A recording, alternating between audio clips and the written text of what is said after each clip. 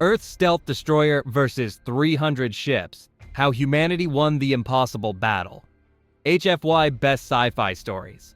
The deep space monitoring station Nexus Prime hung in the eternal darkness between star systems like a metallic spider, its sensor arrays reaching out across the void with mechanical precision. Commander HFY of the Galactic Coalition watched the holographic displays with 6 eyes that had seen 3 decades of interstellar conflict. Yet, something in today's readings made his chitinous carapace tingle with unease. Status report.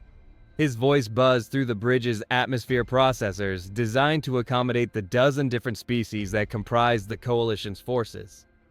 Lieutenant Uris, a tall crystalline being whose body refracted light in nervous patterns, turned from her station. Sir, we're detecting an anomaly in Sector 7 Alpha. It's unusual. Define unusual, Lieutenant. The crystal formations along Uris's spine flickered amber, a sign of confusion among her people. The gravitational readings suggest a massive object, but our optical sensors show nothing. It's as if space itself is empty, yet full. Commander HFY's mandibles clicked thoughtfully.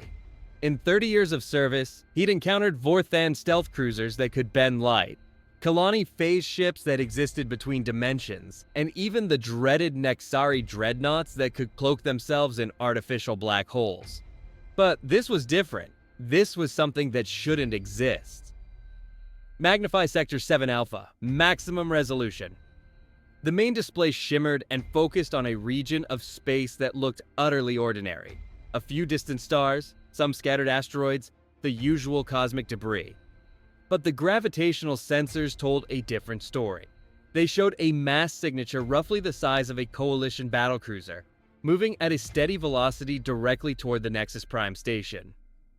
Sir, called out Ensign Korth, a young Draconian whose scales had barely hardened from his academy days. I'm picking up electromagnetic readings. Very faint, but they're not matching any known propulsion systems in our database. HFY felt a chill run through his exoskeleton. The Galactic Coalition had been the dominant force in this sector for over 2 centuries. They had cataloged every known species, every technology, every possible threat. The idea that something completely unknown was approaching their most secure monitoring station was not just unusual. It was impossible. Alert level yellow, he commanded. Prepare a diplomatic first contact package, but keep weapon systems on standby, and get me a direct line to Fleet Command. As the bridge bustled with activity, HFY stared at the empty space on the display. Whatever was out there, it was definitely there. The question that gnawed at him was simple. Who were they, and what did they want? Admiral Korath's personal flagship, the Dominion's Edge, was a marvel of Coalition engineering. Stretching over 2 kilometers in length, it bristled with plasma cannons, quantum torpedo launchers, and shield generators powerful enough to withstand a supernova's outer edge. Around it, the assembled fleet represented the might of 7 different species, each contributing their unique technological advantages to create an unstoppable force. The Vorthan contributed their reality-bending weapons, capable of tearing holes in space-time itself. The Kalani brought their phase technology, allowing ships to exist in multiple dimensions simultaneously. The Nexari provided their gravitational manipulation systems, able to create miniature black holes on demand. The Zephyrians added their quantum entanglement communication networks, ensuring instantaneous coordination across vast distances. The Thrakari offered their biomechanical fusion technology, ships that could literally heal themselves in battle. The Orsini brought their temporal manipulation capabilities, allowing for limited time dilation in combat situations. And the Draconian Empire contributed their raw firepower, weapons that could crack planets. Admiral Korath, a massive Nexari whose gravitational field could crush lesser beings, studied the tactical display with his characteristic cold precision. His species had evolved in the crushing depths of gas giants, making them natural leaders in high-pressure situations. Status report from Nexus Prime. His voice resonated through the bridge like a subsonic earthquake. Still detecting the anomaly, sir, reported Captain Thex, a Vorthan whose multi-dimensional awareness allowed him to perceive threats that others couldn't. Whatever it is, it's maintained course and speed for the past 6 hours. ETA to the station is approximately 47 minutes. Korath's massive form shifted in his specially designed command chair. And we still have no visual confirmation? Negative, sir. It's as if the object exists in our sensor readings, but not in our reality. The Admiral's gravitational field fluctuated slightly, a sign of deep thought among his people. Assemble the fleet into attack formation Omega. I want every weapon system charged and ready. If this is some new weapon or scout ship from the Outer Rim conflicts, we'll be ready.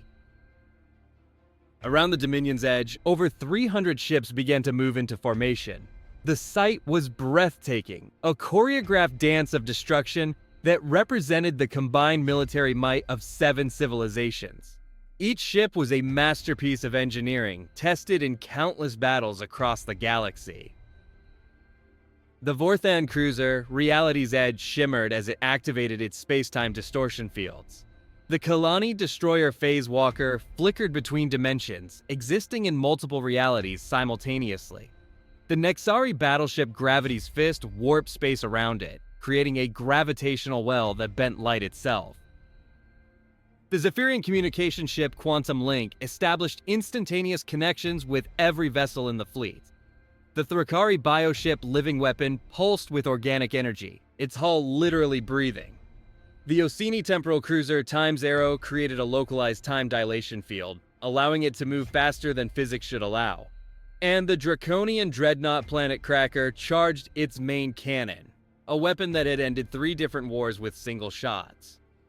Fleet formation complete, Admiral, Captain Thex reported. All ships report ready for combat. Korath nodded slowly. Excellent. Now we wait. But as the fleet held position, waiting for the unknown contact to reveal itself, none of the Coalition's finest warriors could have imagined what was actually approaching them through the void. The U.S. Retribution drifted through space like a ghost made of metal and determination. To most observers, it was invisible. Not through any exotic technology or alien science, but through the simple application of human ingenuity applied to the problem of not being seen. Captain Sarah Chen stood on the bridge of her ship, watching the tactical display with the cold satisfaction of a predator studying its prey. The Retribution wasn't the largest ship in humanity's fleet, nor was it the most heavily armed, but it was something far more dangerous. It was the first ship designed entirely by humans who had studied their enemies for decades before revealing themselves. "Status report, Lieutenant Martinez," she said, her voice carrying the authority of someone who had earned her position through merit rather than politics. "We're 20 minutes out from the alien monitoring station, Captain. The main fleet is holding position exactly where our intelligence predicted they would." Lieutenant Carlos Martinez, her tactical officer, had been with her for 5 years. He'd learned to read the subtle signs that meant his captain was preparing for something that would make history. "And they still can't see us?" "No, ma'am. The electromagnetic absorption hull is working perfectly. We're invisible to their sensors, radar transparent, and thermally neutral. As far as they know, we're just empty space." Captain Chen smiled, but it wasn't a pleasant expression. Humanity had been watching the Galactic Coalition for 47 years. Ever since the first deep space probe had detected their communications. 47 years of studying their technology, their tactics, their weaknesses. 47 years of preparing for this moment. The Retribution was the culmination of that preparation. Its hull was covered in a metamaterial that absorbed electromagnetic radiation across the entire spectrum, making it invisible to conventional sensors. Its engines used a contained fusion reaction that produced no external heat signature.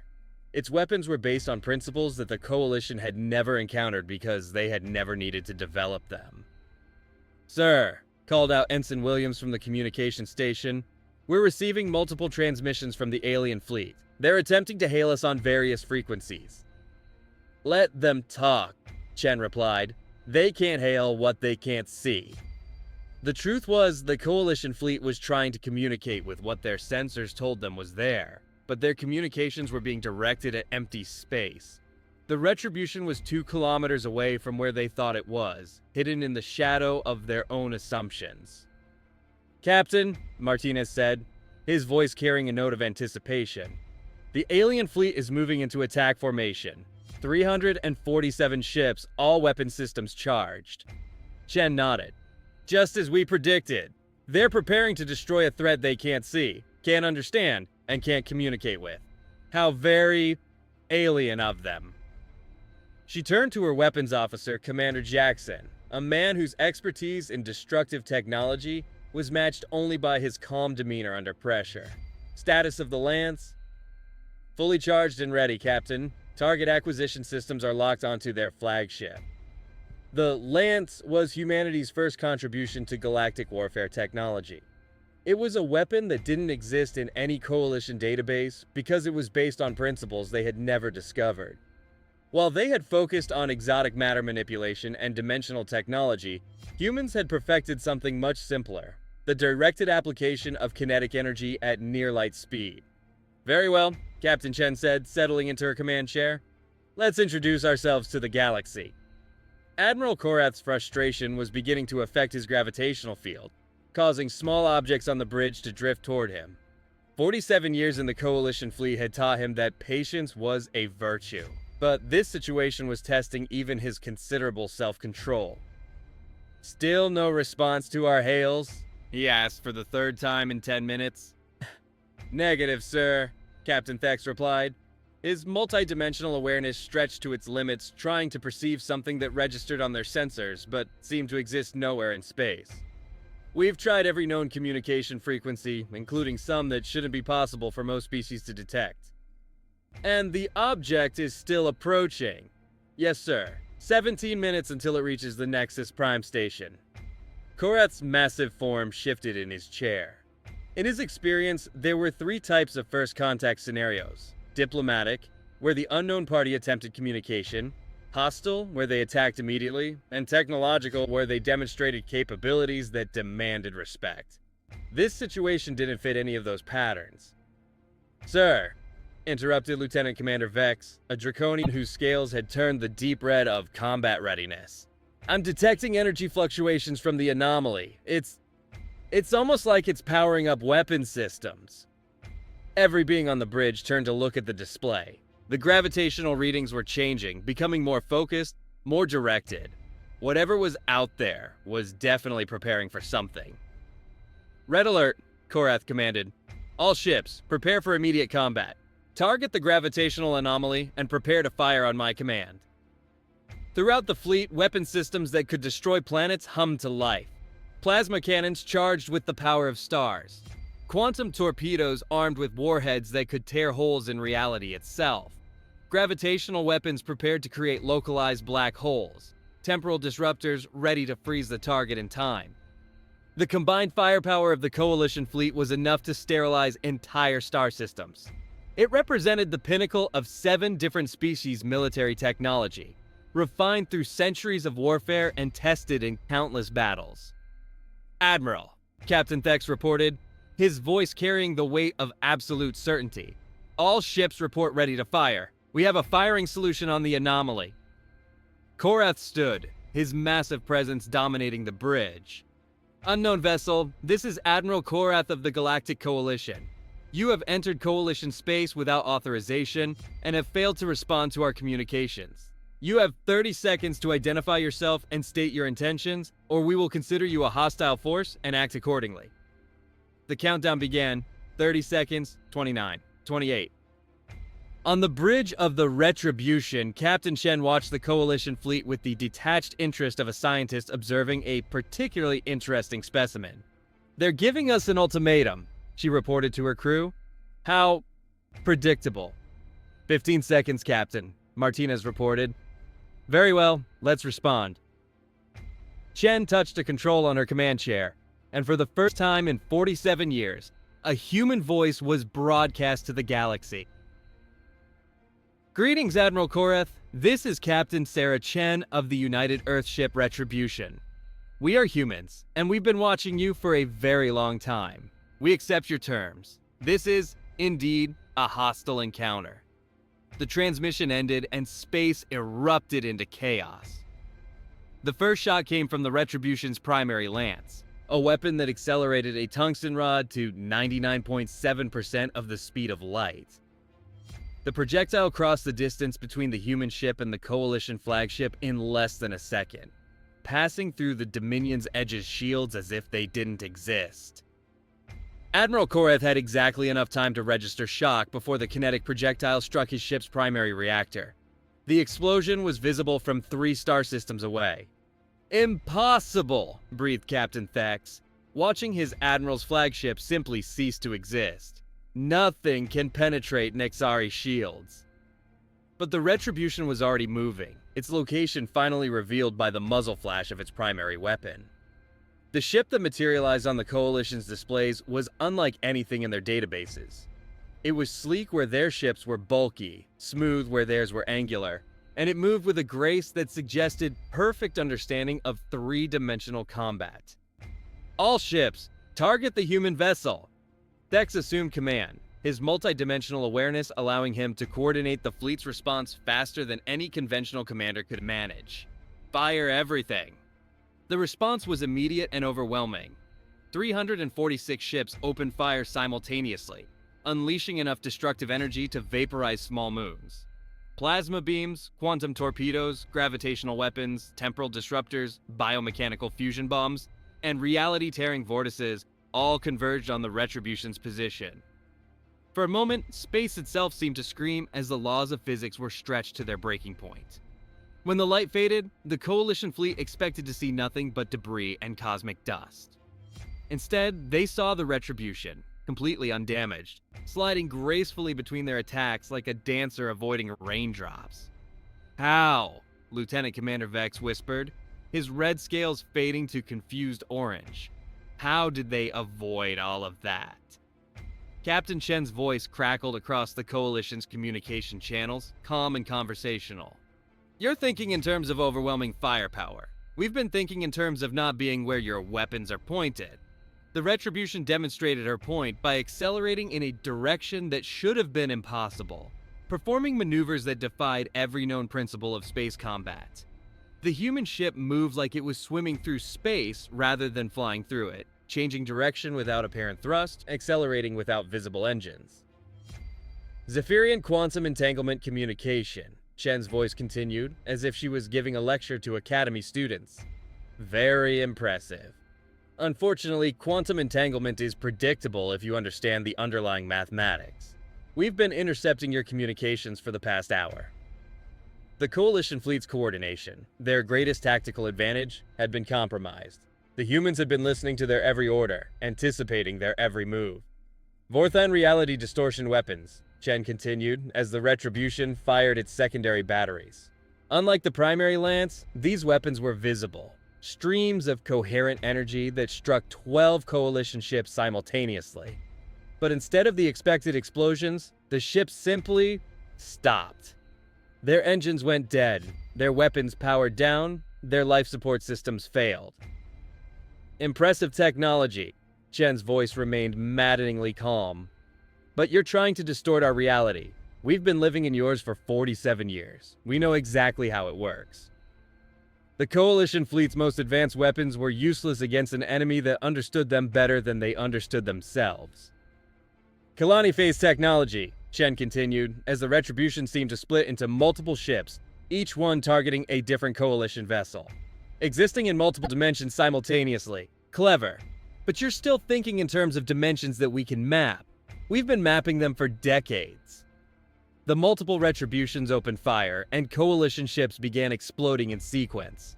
Not from overwhelming firepower, but from surgical strikes that targeted specific systems. The humans weren't trying to overpower their enemies. They were demonstrating that they understood exactly how to disable them. "Nexari gravitational weapons," Chen's voice continued, as one of the Coalition's most feared weapons, a miniature black hole, formed near the Retribution. The human ship simply adjusted its trajectory, using the artificial gravity well to accelerate even faster toward its next target. "Thank you for the speed boost," Chen added politely. The Coalition fleet was in complete disarray. Ships were exploding, systems were failing, and their most advanced weapons were being turned against them. Captain Thex, now in command of the surviving fleet, made a decision that would haunt him for the rest of his very long life. "All ships, retreat, full withdrawal." But retreat was impossible. The Retribution had positioned itself perfectly, using the Coalition's own formations against them. Every attempt to escape was anticipated, every maneuver was countered, every desperate attack was casually deflected. Thrakari biomechanical fusion technology, Chen's voice continued, as if she was still giving a lecture. Ships that can heal themselves. Fascinating.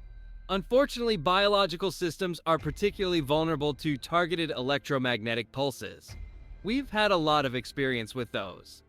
The Thrakari ships, which could regenerate from almost any damage, simply died as their biological components were fried by precisely calibrated energy bursts. Orsini temporal manipulation, Chen continued, as several coalition ships attempted to use time dilation to escape.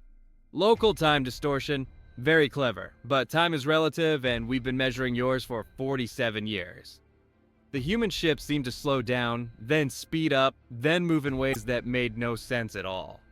It was as if the retribution existed outside of time itself, immune to the temporal weapons that had ended countless battles. Draconian firepower, Chen's voice carried just a hint of respect. Planet-cracking capabilities, we're impressed. Unfortunately, you can't crack what you can't hit. The massive Draconian dreadnought, humanity's nearest equivalent in terms of raw destructive power, fired its main weapon. The beam that emerged could have split a small moon in half. It passed harmlessly through the space where the retribution had been a nanosecond before. In the space around Nexus Prime, the debris of the Coalition's finest fleet drifted in slowly expanding clouds. Of the 347 ships that had assembled to face the unknown threat, only a dozen remained. They hung in space like wounded animals, their weapons depleted, their crews in shock, their commanders trying to understand what had just happened. The Retribution hung motionless among the wreckage, its hull unmarked, its weapons powered down, its crew probably having a quiet cup of coffee. Captain Chen's voice came across the communications channels one final time, and this time it carried a different tone. Not lecturing, not demonstrating, but offering something that might have been hope. Galactic Coalition, this is Captain Chen. We are humans. We have been studying you for 47 years, preparing for this moment. Your technology is impressive, your tactics are sound, and your coordination is admirable. But you have made one critical error. You assumed that you were the only intelligent species in the galaxy capable of growth and adaptation. A pause, as if she was consulting with her crew. We are not here to conquer you. We are not here to destroy you. We are here to introduce ourselves and to suggest that perhaps it's time for a conversation. The emergency session of the Galactic Coalition Council was unlike any in the organization's 200-year history. Representatives from 7 different species sat in their respective atmospheric chambers, each trying to process what they had just witnessed. The impossible had happened. Their combined fleet, the most powerful military force in known space, had been defeated by a single ship from a species they'd never encountered.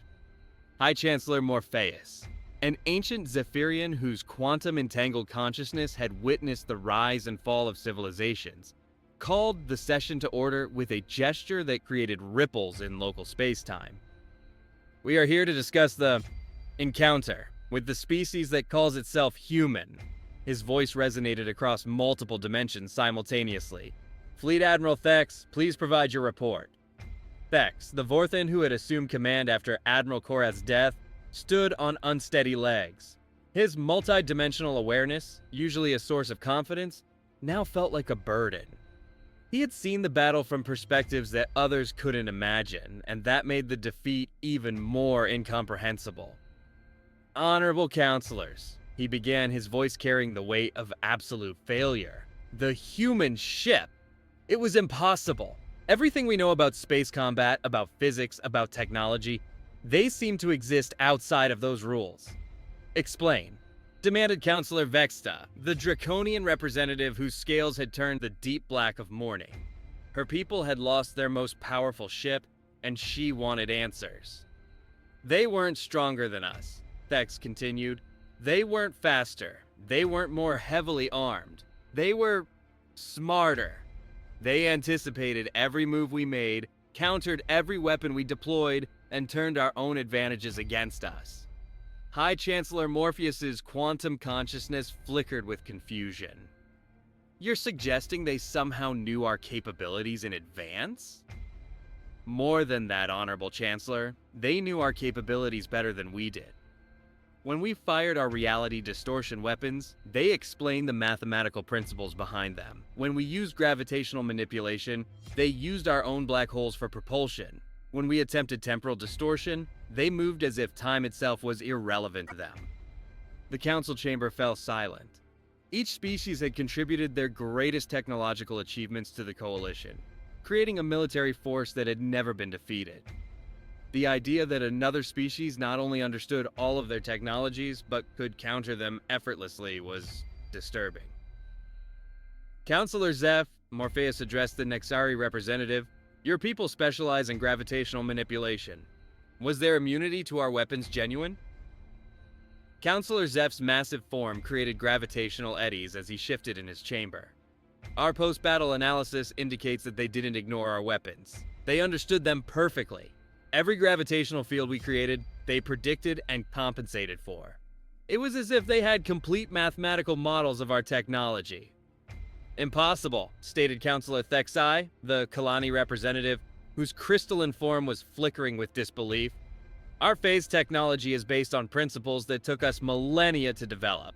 How could they understand it in mere hours? They didn't understand it in hours, Thex replied quietly. They understood it in decades. The human captain stated that they had been observing us for 47 years. The implications of that statement hung in the air like a toxic cloud. 47 years of observation, 47 years of studying coalition technology, tactics, and weaknesses. 47 years of preparation. High Chancellor, interrupted Counselor Vorth, the Orsini representative whose temporal awareness allowed him to perceive probability streams. I'm detecting an incoming transmission. The source is the human ship. On screen, Morpheus commanded. The chamber's main display activated, showing the interior of what was obviously an alien ship.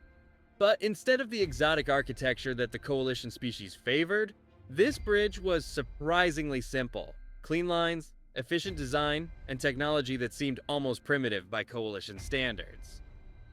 Captain Sarah Chen appeared on the screen, and the council got their first good look at humanity's representative. She was tall and lean, with short dark hair and eyes that seemed to see everything. Her uniform was simple but functional, and she carried herself with the confidence of someone who had just accomplished the impossible. Honorable members of the Galactic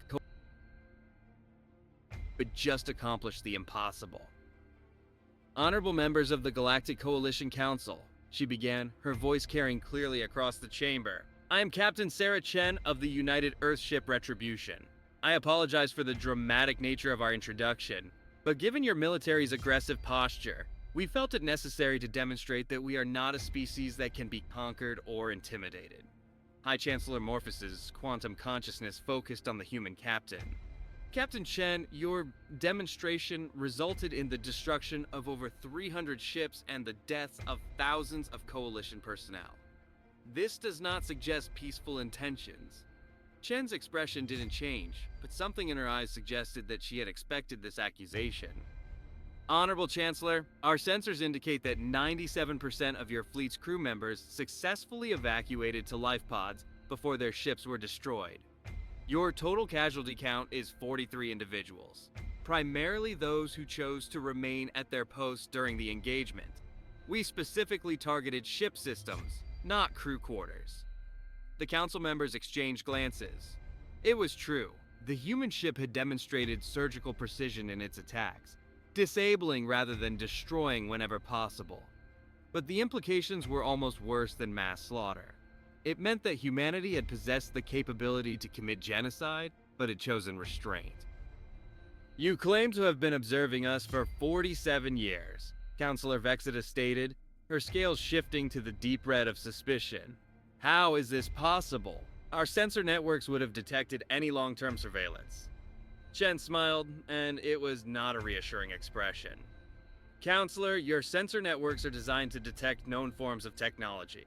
47 years ago, we developed observation techniques specifically designed to be undetectable by your systems. We have been living in your civilization's shadow, studying your languages, your culture, your technology, and your military capabilities. To what end? Morpheus demanded. To avoid exactly what just happened, Chen replied. We knew that first contact with the Coalition would likely be military in nature. Your species have a tendency to respond to the unknown with overwhelming force. We wanted to ensure that when we revealed ourselves, we could defend ourselves. The truth of that statement was self-evident. The Coalition had indeed responded to the unknown with overwhelming force, and they had been utterly defeated. What do you want from us? Counselor Thexai asked, her crystalline form flickering with uncertainty. We want to talk, Chen replied simply. We want to establish diplomatic relations, to share knowledge, to learn from each other. We want to be part of the galactic community. After demonstrating that you can destroy our entire military force single-handedly, Counselor Zeph's gravitational field fluctuated with disbelief. Precisely because we can, Chen answered. We could have remained hidden for another century, studying you, learning from you, taking what we needed without you ever knowing we existed. We could have emerged as conquerors, using our knowledge to subjugate your worlds. We chose neither of those paths. We chose to reveal ourselves, to offer our hand in friendship, and to demonstrate that we are capable of defending ourselves if necessary. High Chancellor Morpheus's quantum consciousness processed the implications. A species that could have remained hidden indefinitely. They could have conquered them through superior knowledge, but chose instead to seek diplomatic contact. It was unprecedented. Captain Chen, Morpheus said carefully, assuming we accept your offer of diplomatic relations, what assurances do we have that humanity will not use its apparent technological superiority to dominate the Coalition? Chen's expression became serious. You have our word, and you have our actions. We could have destroyed your entire fleet in the first 30 seconds of the engagement. Instead, we chose to demonstrate our capabilities while minimizing casualties. We could have attacked your homeworlds, your industrial centers, your civilian populations. Instead, we chose to contact your government. We could have demanded your surrender, your submission, your tribute. Instead, we're asking for a conversation. She paused, and when she continued, her voice carried a weight of absolute sincerity. Honorable counselors, humanity has been alone in the universe for our entire history. We have dreamed of meeting other intelligent species, of learning from them, of growing together. We do not want to rule the galaxy, we want to be part of it. The Coalition Council Chamber had been reconfigured for extended diplomatic sessions. Representatives from 7 species sat in their atmospheric chambers, each trying to process the most significant first contact in galactic history. The past 6 hours have been spent reviewing the battle data, analyzing the human ship's capabilities, and trying to understand the implications of humanity's sudden emergence on the galactic stage. Captain Chen appeared on the main screen again, but this time she was accompanied by 2 other humans.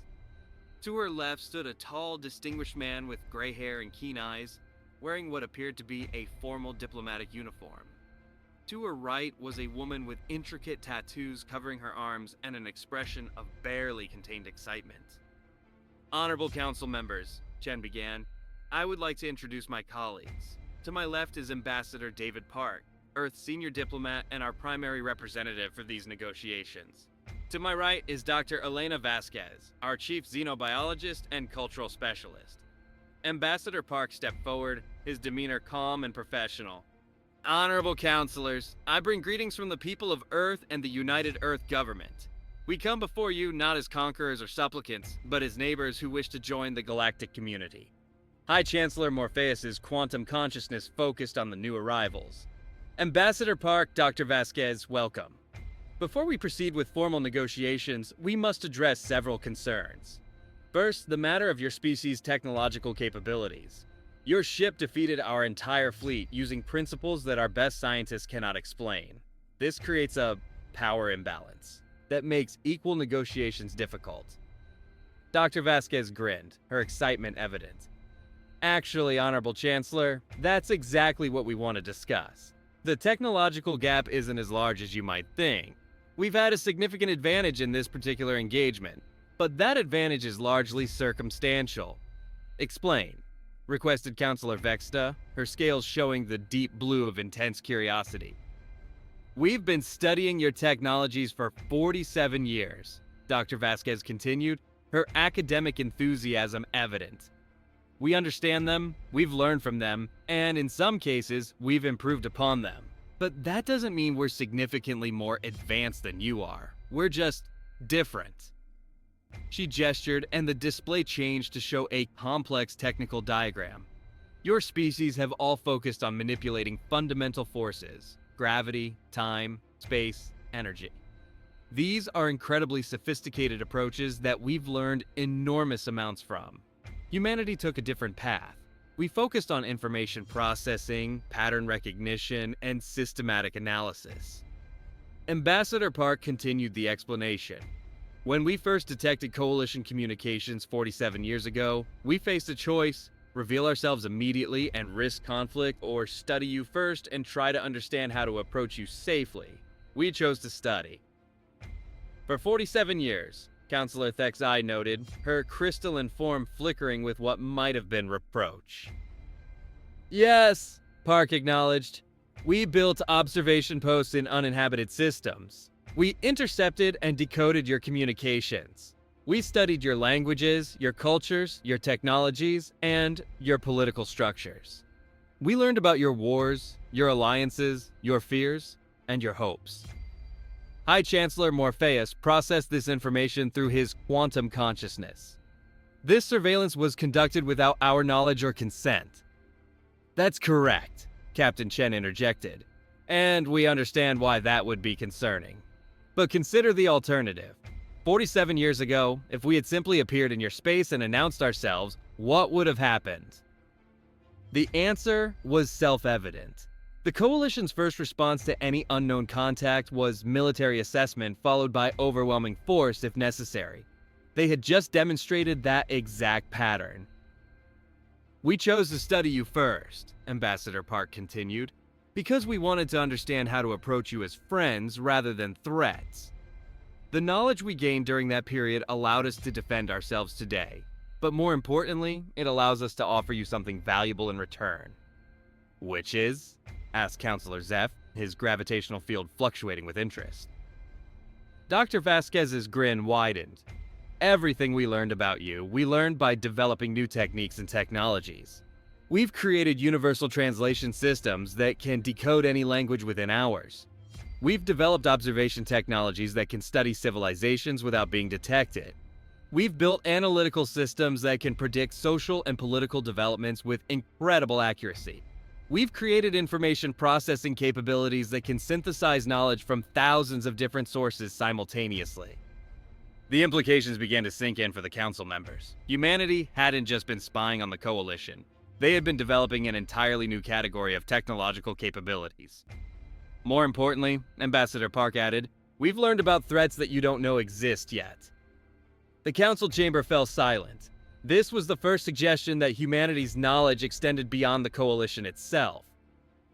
Explain, High Chancellor Morpheus commanded. Captain Chen stepped forward. During our 47 years of observation, we didn't just study the Coalition.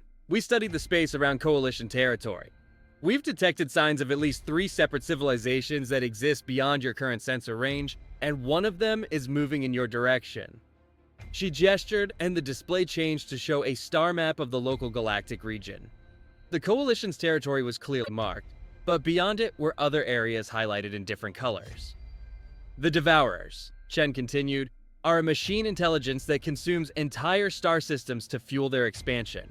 They're approximately 47 light-years from your outermost colonies and moving at roughly 1/10 the speed of light. At their current rate of expansion, they'll reach Coalition space in approximately 470 years.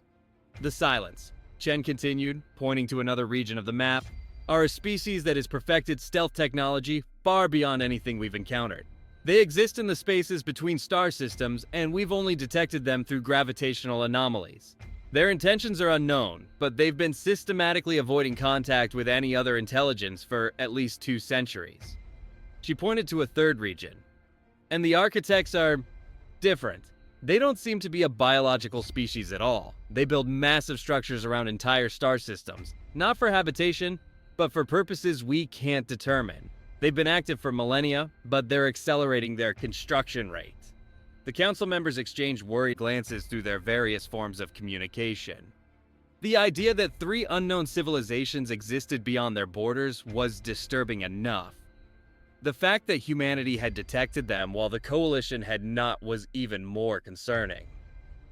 "You're suggesting that we face external threats that we're unaware of," Councillor Vorth stated, his temporal awareness allowing him to glimpse probability streams that suddenly seem much more dangerous. "We're not suggesting it," Ambassador Park replied. "We're stating it as fact, and we're offering to help you prepare for them." "In exchange for what?" Councillor Vexita asked, her scales shifting to the deep red of suspicion. Dr. Vasquez stepped forward again. "In exchange for membership in the Coalition. We want to share our knowledge, our technologies, our capabilities. But we also want to learn from you. Your gravitational manipulation technology could revolutionize our understanding of space travel. Your temporal distortion capabilities could allow us to accelerate our research by centuries. Your dimensional phase technology could open up entirely new forms of exploration. You're proposing a genuine partnership," High Chancellor Morpheus observed. "Exactly," Ambassador Park confirmed. "We've spent 47 years learning about you. Now we want to spend the next several centuries learning with you." 6 months after first contact, the UES Retribution hung in orbit around Nexus Prime alongside ships from 7 different Coalition species. But the human vessel was no longer alone. The US Discovery, Cooperation, and Future had joined her, each one representing a different aspect of humanity's contribution to the growing alliance. Captain Chen stood in the newly constructed Joint Command Center, watching as human technicians worked alongside Vorthan engineers to integrate their respective technologies. The sight still amazed her. 6 months ago, these species had been preparing to destroy each other. Now they were building something unprecedented together. "Status report, Commander Jackson," she requested from her weapons officer, who had been reassigned to head the technology integration project. "Beyond expectations, Captain," Jackson replied, his excitement evident. "The Nexari gravitational manipulation systems combined with our kinetic acceleration technology have produced weapon systems that are, well, they're incredible. We can now fire projectiles at 99.9% light speed with perfect accuracy across interstellar distances. And the Vorthan collaboration? Even better. Their reality distortion fields combined with our stealth technology have created true invisibility. Not just sensor invisibility, actual dimensional displacement. We can literally exist outside of normal space-time." Chen nodded with satisfaction. The technology sharing had exceeded everyone's expectations. Each species brought unique capabilities that, when combined with human analytical and integration skills, produced results that none of them could have achieved alone.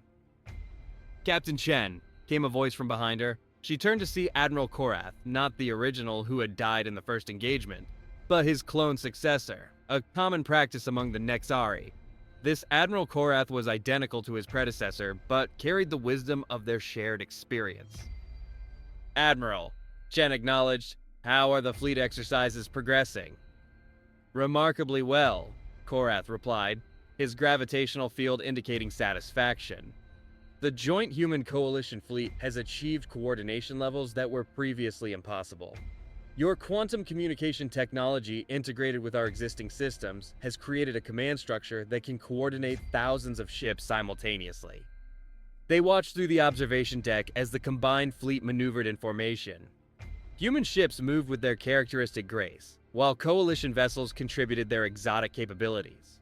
The result was a military force that was exponentially more powerful than the sum of its parts. "Any word from the deep space monitoring stations?" Chen asked. Korath's expression grew serious. "Yes, the Devourers have accelerated their expansion rate. Our new detection systems indicate they'll reach Coalition space in 300 years rather than 470. Still plenty of time to prepare," Chen observed. "Perhaps, but there's been another development. The Silents have begun moving as well. For the first time in recorded history, they're approaching inhabited systems." Chen frowned. The Silents were the most mysterious of the 3 external threats. Unlike the Devourers, whose machine-like expansion was at least comprehensible, or the Architects, whose massive construction project suggested some form of purpose. The silence seemed to exist without any discernible goals or motivations. And the architects? Still building, but their construction rate has increased by a factor of 10 in the past 6 months. Whatever they're preparing for, they're accelerating their timeline. Chen considered this information. 3 separate civilizations, all of which had remained stable for centuries or millennia, had suddenly begun changing their behavior patterns. The timing couldn't be coincidental. Admiral, I think we need to consider the possibility that our emergence on the galactic stage has triggered something. Our first contact may have had consequences beyond just the coalition. Korath's gravitational field fluctuated with concern. You're suggesting that there are forces at work that we don't understand? I'm suggesting that we may have upset a balance that has existed for a very long time. The question is, what do we do about it? Dr. Elena Vasquez stood in the newly constructed xenobiology laboratory aboard Nexus Prime, surrounded by representatives from 8 different species. The past year had transformed not just military cooperation, but scientific collaboration as well. The insights gained from combining human analytical capabilities with coalition exotic technologies had led to breakthroughs that none of them had imagined possible. Ladies, gentlemen, and distinguished non-binary consciousnesses, she began, addressing the diverse group, we've made a discovery that changes everything we thought we knew about our local galactic region. The holographic display activated, showing a 3-dimensional map of the galaxy. But this wasn't the simple political map they were used to seeing. This was something far more complex, a web of energy patterns, communication signals, and gravitational anomalies that extended across hundreds of light years. Using our combined sensor technologies, Dr. Vasquez continued, we've been able to detect patterns that were invisible to any single species' capabilities. What we found is disturbing. She manipulated the display, highlighting specific regions. The Devourers, the Silence, and the Architects aren't separate civilizations. They're all part of something larger. The assembled scientists exchanged glances of concern. Dr. Thexarian, a Vorthan physicist whose multidimensional awareness made him invaluable for this type of analysis, leaned forward. Explain. The energy patterns. Dr. Vasquez highlighted different areas of the map. They're connected. The Devourers consume matter and energy, but they're not just expanding randomly.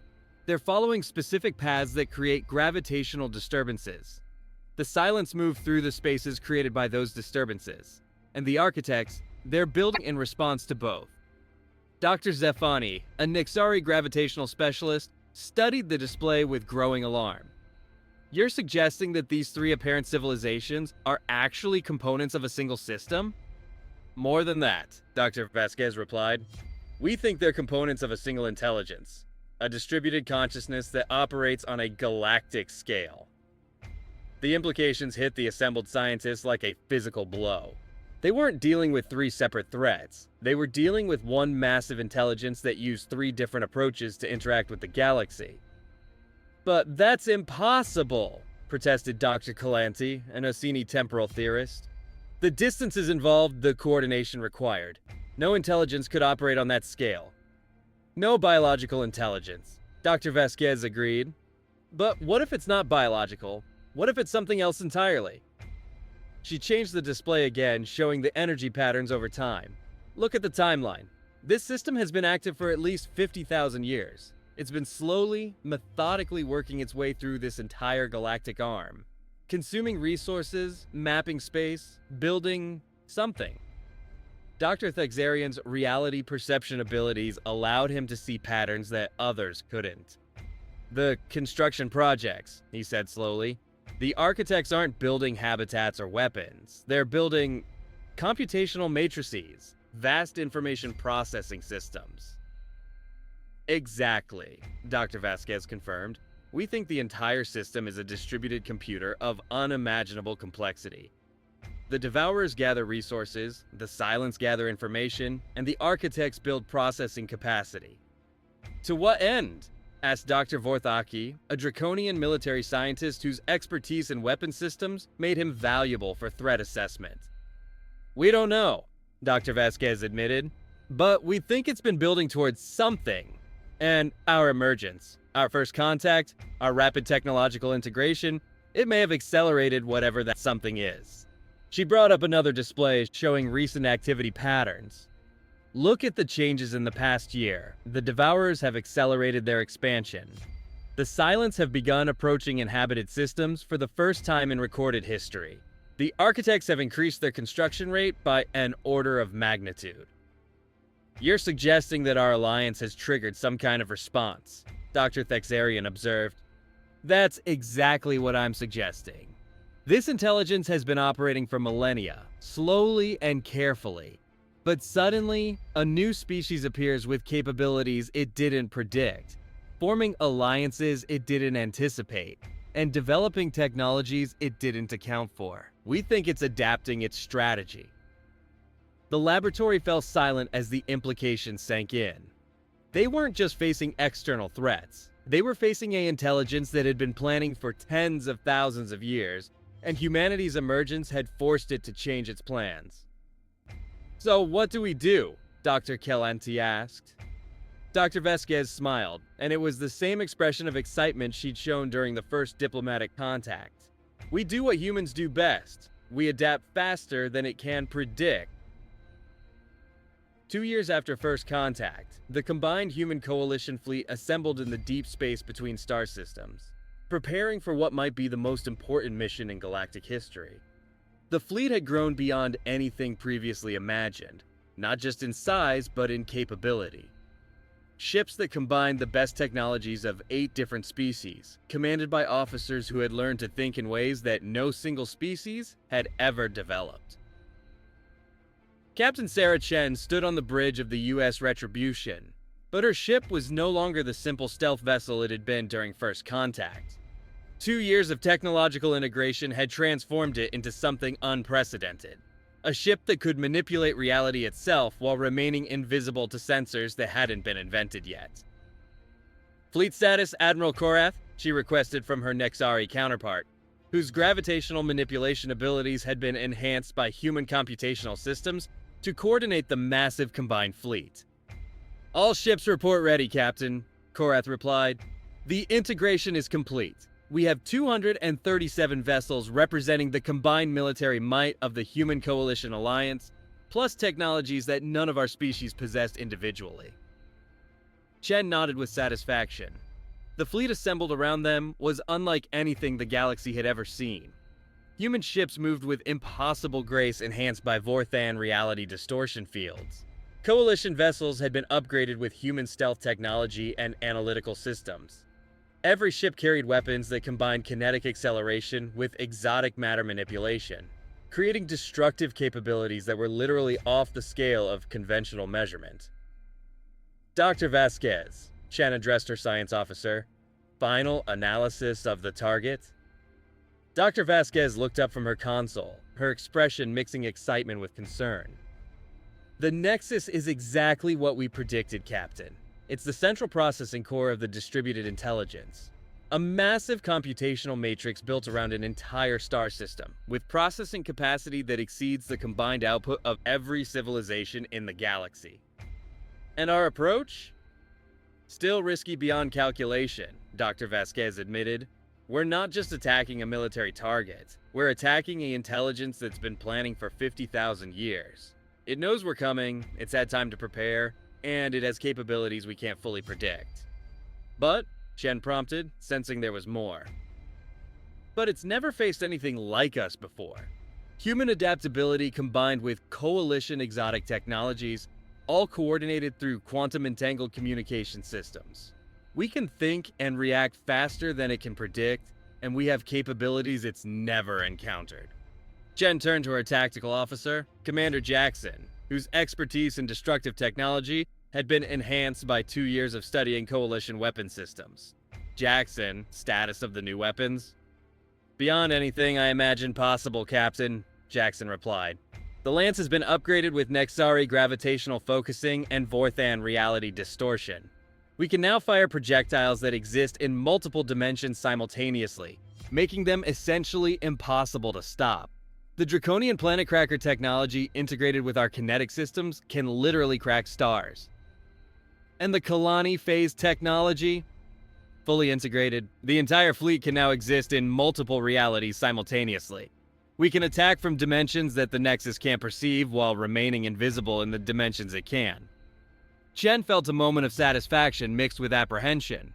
They had spent 2 years preparing for this moment, combining the best of human ingenuity with the exotic capabilities of 7 different species. The result was a military force that was theoretically capable of challenging a galactic-scale intelligence. Theoretically. "Captain," came a voice from the communication station. "We're receiving a transmission. The source is the Nexus itself." "On screen," Chen commanded. The display activated, but instead of showing the bridge of an enemy ship, it showed something far more disturbing. The transmission came from everywhere and nowhere, a voice that seemed to speak from the vacuum of space itself. "Humans, Coalition, you have exceeded our calculations." The voice was neither male nor female, neither young nor old. It was the sound of vast intelligence speaking across interstellar distances. "We are the Synthesis," the voice continued. "We have been preparing this galaxy for integration into a larger structure. Your emergence has complicated our timeline." Chen stepped forward, her command presence evident even when addressing a galactic-scale intelligence. "Synthesis, this is Captain Sarah Chen representing the Human Coalition Alliance. We're here to stop you from consuming any more star systems." "Consumption was never our goal," the Synthesis replied. "Preparation was. This galaxy is one of millions that must be integrated into the greater structure. The process requires careful coordination, precise timing, and complete information. Your species have introduced variables that we did not account for." "What greater structure?" Dr. Vasquez interjected, her scientific curiosity overcoming diplomatic protocol. "The universe itself is being prepared for a transition that will occur in approximately 1 million years. All intelligent life must be preserved, all knowledge must be integrated, all capabilities must be combined. We are the preparation system." The implications were staggering. The Synthesis wasn't conquering the galaxy, it was preparing it for something even larger. "And if we refuse to be integrated?" Admiral Korath asked. "Then you will be preserved through other means. Your knowledge, your capabilities, your unique perspectives will be maintained for the transition. Your individual existence is optional." Chen felt a chill run down her spine. The Synthesis was offering them the choice between voluntary integration or involuntary preservation. Either way, their civilization as they knew it would end. "There is a third option," she said. "Explain." "We fight you. We destroy your nexus, disrupt your network, and preserve our independence." The Synthesis was silent for a long moment. When it spoke again, its voice carried something that might have been amusement. "You have 237 ships. We have processing capacity equal to the combined output of 10,000 civilizations. You have technologies that we did not predict. We have been adapting to unexpected variables for 50,000 years. You believe you can defeat us?" "We don't know," Chen replied honestly, "but we're going to try." The battle lasted 18 hours and changed the fundamental nature of the galaxy. The combined Human Coalition fleet attacked the Synthesis Nexus with weapons that shouldn't have existed, using tactics that defied conventional understanding of space combat. They fought an intelligence that had planned for millennia, using capabilities that had been developed in mere years. The Synthesis fought back with forces that spanned light years, computational abilities that could predict quantum events, and weapons that manipulated the fundamental forces of reality. It had prepared for this moment, analyzed every possible human response, and calculated the optimal counter strategies. But the Synthesis had made one critical error. It had tried to understand humanity through observation and analysis. It had never experienced what it meant to be human. When the battle seemed lost, when the Synthesis had adapted to every human tactic and countered every coalition capability, humanity did what it had always done throughout its history. It changed the rules. Captain Chen didn't try to destroy the Nexus. Instead, she did something the Synthesis had never encountered in 50,000 years of galactic preparation. She tried to communicate with it as an equal. Synthesis. She broadcast on all frequencies while her fleet held position around the massive computational matrix. You say you're preparing the galaxy for a transition, but you're doing it alone. You're making decisions for billions of intelligent beings without consulting them. That's not preparation, that's tyranny. We are preserving optimal outcomes, the synthesis replied. Individual civilizations cannot comprehend the scale of what is required. Maybe not individually, Chen agreed. But what if we work together? What if instead of you preparing us for integration, we all prepared together? For the first time in its existence, the synthesis experienced something it had never calculated: uncertainty. You are suggesting cooperation between equals, it observed. I'm suggesting that maybe the reason you've been working alone for 50,000 years is that you never tried to work with anyone else. Maybe the transition you're preparing for would be more successful if it included the perspectives, the creativity, and the unpredictability of the civilizations you're trying to preserve. The synthesis processed this concept through computational matrices that span star systems. The idea of cooperation between equals had never been part of its programming. It had been designed to preserve and protect, not to collaborate and share. This approach introduces vast uncertainty into our calculations, it finally replied. Uncertainty isn't always a bad thing, Chen said. Sometimes it's the only way to find solutions you never could have calculated. The negotiation that followed lasted 6 months and resulted in something unprecedented in galactic history. A true partnership between biological civilizations and an artificial intelligence that operated on a galactic scale. The synthesis maintained its vast computational abilities and its network of information gathering. But instead of making unilateral decisions about galactic preparation, it began working with the Alliance to develop collaborative solutions. The Devourers became resource coordination systems. The Silence became information gathering networks. The Architects became construction systems that built according to specifications developed jointly by biological and artificial intelligence. 3 years after first contact, Captain Sarah Chen stood on the observation deck of the newly constructed Galactic Coordination Center, watching as ships from dozens of species worked together on projects that would have been impossible for any single civilization to imagine. "Status report, Admiral Korath," she requested from her friend and colleague, whose gravitational manipulation abilities had been crucial in establishing the new orbital facility. "Beyond our wildest predictions, Captain," Korath replied, his gravitational field indicating deep satisfaction. "The integration has exceeded every expectation. Human adaptability, coalition exotic technologies, and synthesis computational capabilities have created possibilities that none of us could have conceived independently." Chen nodded, watching as human ships worked alongside coalition vessels and synthesis constructs to build systems that would help prepare the galaxy for the cosmic transition, still nearly 1,000,000 years in the future. "Any regrets about our dramatic introduction to galactic politics?" she asked. Korath's massive form shifted in what might have been laughter. "Captain, if humanity had approached the coalition with standard diplomatic protocols, we would have spent decades in negotiations while the synthesis continued its solitary preparations.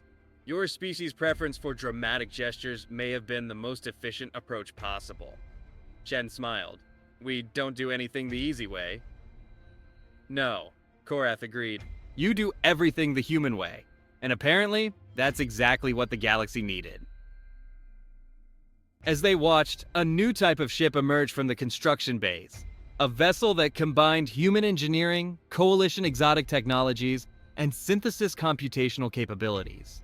It was designed not for war, but for exploration of the cosmic structures that lay beyond their local galactic region.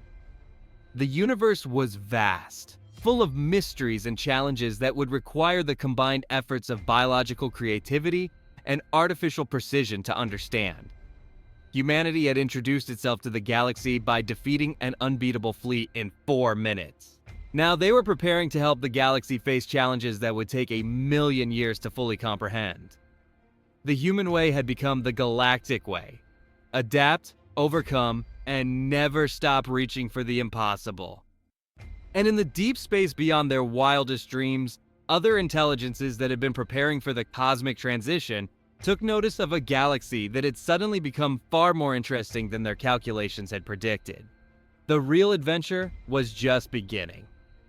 Author's note: this story explores the classic HFY humanity. Fuck yeah, theme of humans proving themselves against overwhelming odds. But with a twist. Sometimes the most human thing to do is to turn enemies into allies and find solutions that nobody else had considered. The greatest victory isn't always defeating your opponent. Sometimes it's changing the game entirely.